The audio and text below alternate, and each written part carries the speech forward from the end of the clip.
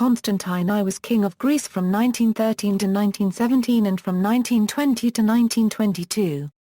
He was commander-in-chief of the Hellenic Army during the unsuccessful Greco-Turkish War of 1897 and led the Greek forces during the successful Balkan Wars of 1912–1913, in which Greece won Thessaloniki and doubled in area and population. He succeeded to the throne of Greece on March 18, 1913, following his father's assassination. His disagreement with Eleftherios Venizelos over whether Greece should enter World War I led to the National Schism. Constantine forced Venizelos to resign twice, but in 1917 he left Greece, after threats of the Entente forces to bombard Athens. His second son, Alexander, became king. After Alexander's death, Venizelos' defeat in the 1920 legislative elections, and a plebiscite in favor of his return, Constantine was reinstated. He abdicated the throne for the second and last time in 1922, when Greece lost the Greco-Turkish War of 1919–1922, and was succeeded by his eldest son, George II. Constantine died in exile 4 months later, in Sicily. Early life: born on August 2, 1868 in Athens, Constantine was the eldest son of King George I and Queen Olga of Greece. His birth was met with an immense wave of enthusiasm. The new heir apparent to the throne was the first Greek-born royal. As the ceremonial cannon on Lycabettus Hill fired the royal salute, huge crowds gathered outside the palace shouting what they thought should rightfully be the newborn prince's name, Constantine. This was not only the name of his maternal grandfather, Grand Duke Konstantin Romanov of Russia, but also the name of the king who would reconquer Constantinople, the future Constantine XII, legitimate successor to the Emperor Constantine XI Palaiologos, according to popular legend. Upon his birth, he was created Duke of Sparta. This resulted in a heated dispute in Parliament, since the constitution neither allowed nor recognized any titles of nobility for Greek citizens, but the purely titular dignity was eventually awarded. He was inevitably christened Constantine on August 12, and his official style was the Diadochos. An additional nickname adopted mainly by the royalists for Constantine was the Son of the Eagle. The most prominent university professors of the time were handpicked to tutor the young crown prince. Ioannis Pantazidis taught him Greek literature. Vasileus Lakonas mathematics and physics. And Constantine Paparagopoulos history, infusing the young prince with the principles of the Magali idea. On October 30, 1882 he enrolled in the Hellenic Military Academy. After graduation he was sent to Berlin for further military education, and served in the German Imperial Guard. Constantine also studied political science and business in Heidelberg and Leipzig. In 1890 he became a major general, and assumed command of the Third Army headquarters in Athens. Confrontations with Trikoupis. In January 1895, Constantine caused political turmoil when he ordered army and gendarmerie forces to break up a street protest against tax policy.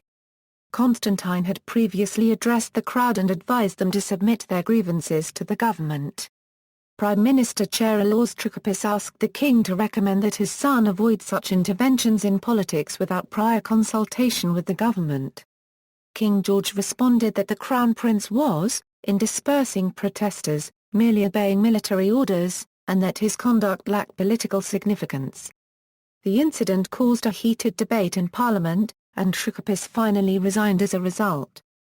In the following elections Trikoupis was defeated, and the new prime minister, Theodoros Deligiannis, seeking to downplay hostility between government and the palace, regarded the matter closed. The organization of the first modern Olympics in Athens was another issue which caused a Constantine-Trikoupis confrontation, with Trikoupis opposed to hosting the games. After Deligiannis' electoral victory over Trikoupis in 1895, those who favored a revival of the Olympic Games, including the Crown Prince, prevailed.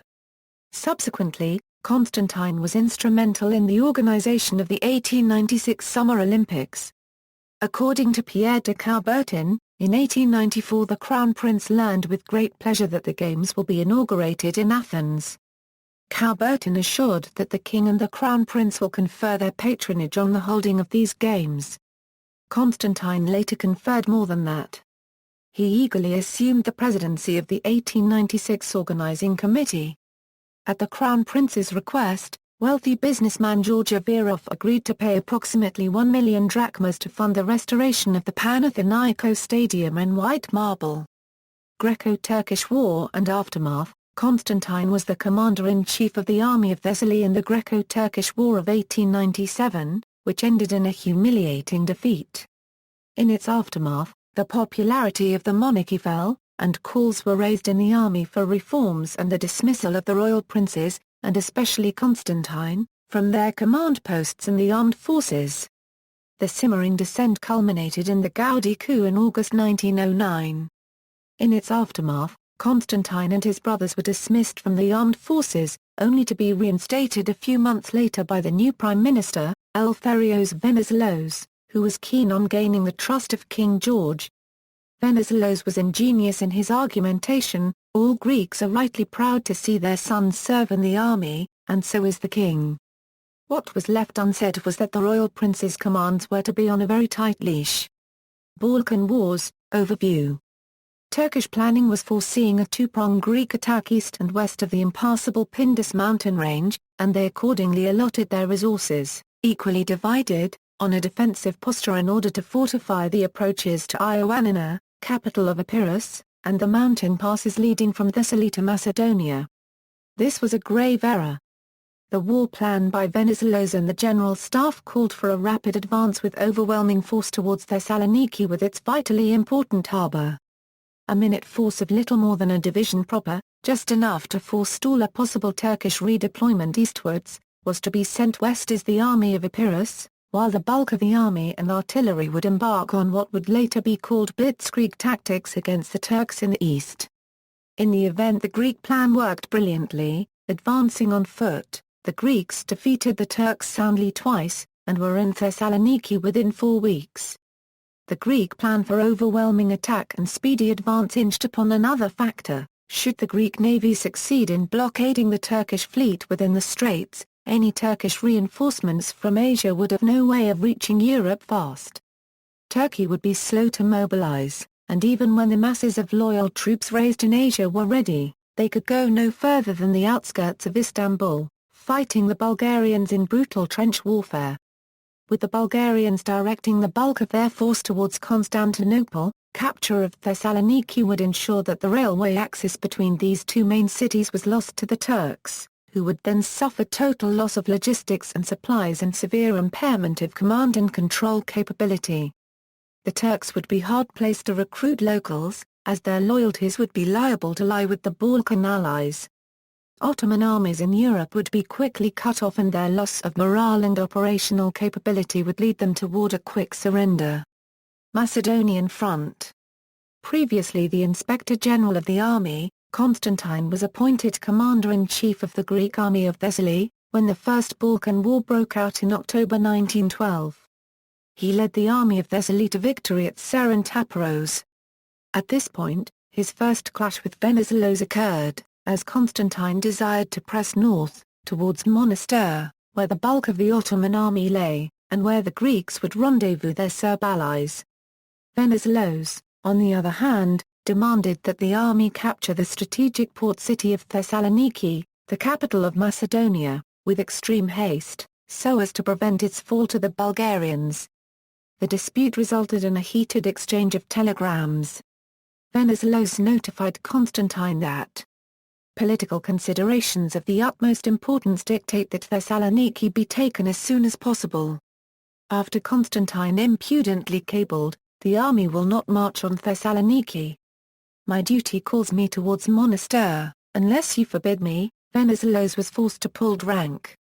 As prime minister and war minister, he outranked Constantine and his response was famously 3 words long, a crisp military order to be obeyed forthwith: "I forbid you."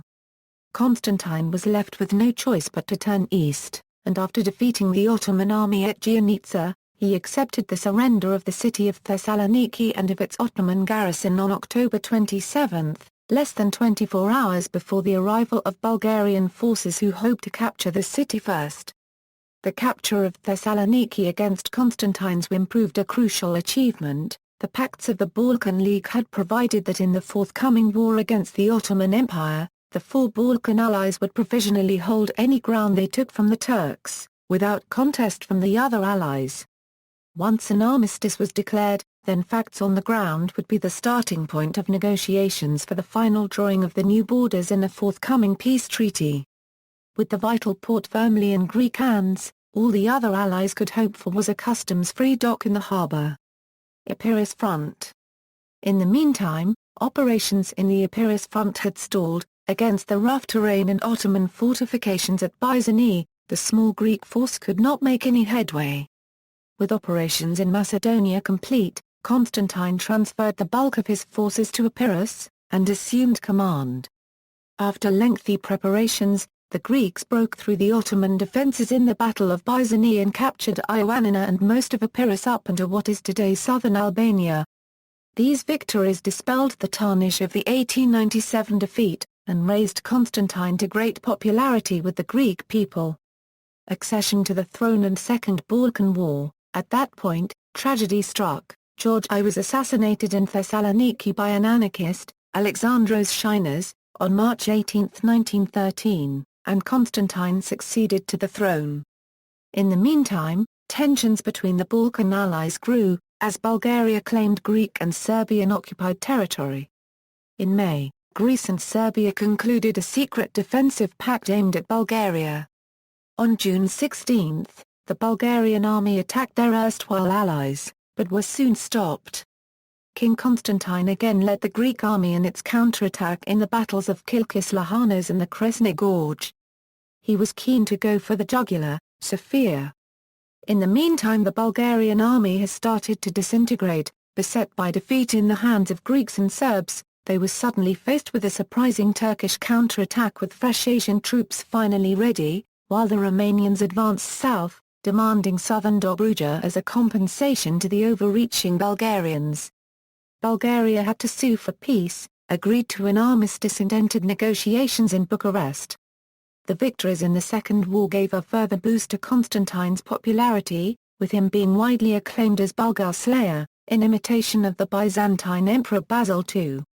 On the initiative of Prime Minister Venizelos, Constantine was also awarded the rank and baton of a field marshal. World War I and the National Schism. The widely held view of Constantine I as a German sympathizer owes much to Allied and Venizelist wartime propaganda directed against the king. Constantine rebuffed Kaiser Wilhelm, who in 1914 pressed him to bring Greece into the war on the side of Austria and Germany. Constantine offended British and French interests by blocking efforts by Prime Minister Venizelos to bring Greece into the war on the side of the Allies. Constantine's insistence on neutrality was based on his judgment that it was the best policy for Greece. Admiral Mark Kerr, who was Commander-in-Chief of the Royal Hellenic Navy in the early part of World War I and later Commander-in-Chief of the British Adriatic Squadron, wrote in 1920, "The persecution of King Constantine by the press of the Allied countries, with some few good exceptions, has been one of the most tragic affairs since the Dreyfus case." Abbott, G.F. Greece and the Allies 1914–1922, although Venizelos, with British and French support, forced Constantine from the Greek throne in 1917, he remained popular with parts of the Greek people, as shown by the overwhelming vote for his return in the December 1920 plebiscite. In the aftermath of the victorious Balkan Wars, Greece was in a state of euphoria. Her territory and population had doubled and, under the dual leadership of Constantine and Venizelos, her future seemed bright. This state of affairs was not bound to last long, however. When World War I broke out, Constantine was faced with the difficulty of determining where Greece's support lay. His own sympathies lay with Imperial Germany ruled by his wife's brother, the Kaiser. Sophie, his queen, was popularly thought to support her brother as well, but it seems that she was actually pro-British. Like her father the late Kaiser Frederick, Sophie was heavily influenced by her mother, the British-born Victoria. Venizelos was fervently pro-Entente, having established excellent rapport with the British and French echelons of power. He also was keenly aware that a maritime country like Greece could not, and should not, antagonize the Entente, the dominant naval powers in the Mediterranean. This latter point at least came across to the king, no matter where his personal sympathies lay. He finally chose a policy of neutrality. The bold, insubordinate general of a few years before now seemed content to risk nothing and would possibly settle for as much after the war was over. Unable to impose unconstitutionally his will upon the lawfully elected government, he chose to neutralize it for the time being. Constantine's sympathies for Germany were made manifest during the Allies' disastrous landing on Gallipoli. Despite support for Venizelos among the people and his clear majority in parliament, Constantine opposed Venizelos's increasing support for the Allies. When Bulgaria attacked Serbia, with whom Greece had a treaty of alliance, Venizelos again urged the king to allow Greece's entry into the war, and permitted Entente forces to disembark in Thessaloniki in preparation for a common campaign over the king's objections. After Constantine refused again to support Greece's entry on the side of the Allies, however, Venizelos resigned, and Constantine appointed Alexandros Zamis in his place, at the head of a short-lived coalition government. In July 1916, arsonists set fire to the forest surrounding the summer palace at Tatoi, in what was popularly seen as a sign of dissatisfaction with the king's policy of neutrality. Although injured in the escape, the king and his family managed to flee to safety. The flames spread quickly in the dry summer heat, and 16 people were killed. In May and August 1916, Constantine and General Ioannis Metexas allowed parts of eastern Macedonia to be occupied, without opposition, by the Central Powers. The country seethed with rage, and in August 1916, an Entente-supported Venizelist revolt broke out in Thessaloniki. There, Venizelos established a provisional revolutionary government, which declared war on the Central Powers. With civil war apparently imminent, Constantine sought firm German promises of naval, military and economic assistance, without success. Gradually, and with Allied support, Venizelos gained control of half the country, significantly, most of the new lands won during the Balkan Wars. This cemented the National Schism, a division of Greek society between Venizelists and anti-Venizelist monarchists, which was to have repercussions in Greek politics until past World War II. Early in 1917, the Venizelist government of national defense took control of Thessaly. In the face of Venizelist and Anglo-French pressure, King Constantine left the country for Switzerland on June 11, 1917. His second-born son Alexander became king in his place.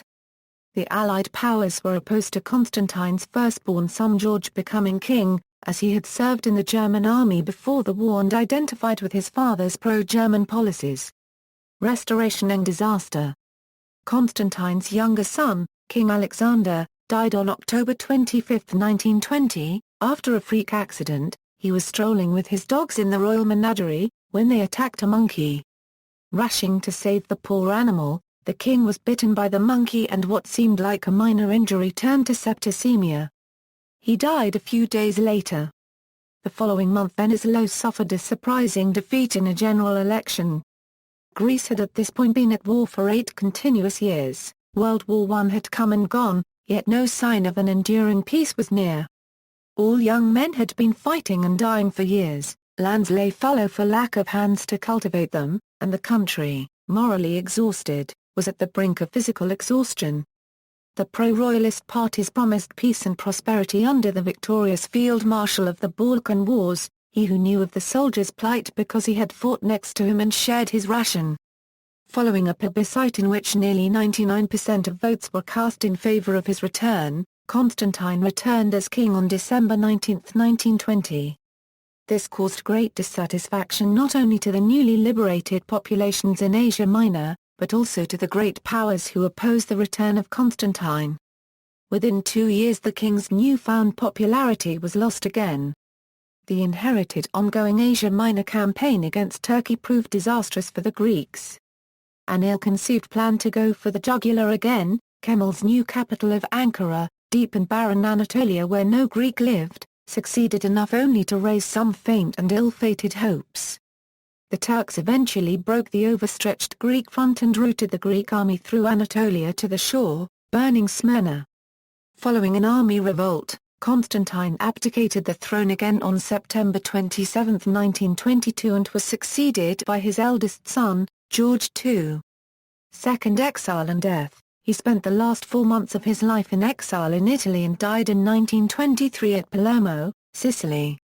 His queen, Sophie of Prussia, was never allowed back in Greece. A life and reign that had started under the brightest of auspices ended in ruin. Marriage and issue. As Crown Prince of Greece, Constantine married Princess Sophia of Prussia, a granddaughter of Queen Victoria and sister of Kaiser Wilhelm II, on October 27, 1889 in Athens. They had 6 children. All 3 of their sons ascended the Greek throne. Their eldest daughter Helen married Crown Prince Carol of Romania. Their second daughter married the 4th Duke of Ulster. Whilst their youngest child Princess Catherine married a British commoner. Ancestors. Notes. References: George B. Lentoritis, Greece and the First World War, Darling, Giannina Panathenaic Stadium, Athens. Architecture of Greece. Greenwood Publishing Group. ISBN A0-313-32152-3 Young, David C. The Modern Olympics, A Struggle for Revival. JHU Press. ISBN A0-8018-7207-3 Van der Kist, John. Kings of the Hellenes. Sutton Publishing. ISBN A0-7509-2147-1 Polykratis, Iakavos Th Constantine. In Parses Ioannis. Encyclopedia the Helios 11. Athens A. Michaelopoulos, Demetrius, Constantine XII, King of the Hellenes. An outline of his personality and times, Parnassos, Volume 46, pp. 355-360. External links. Media related to Constantine I of Greece at Wikimedia Commons, Abdication Speech of 1917.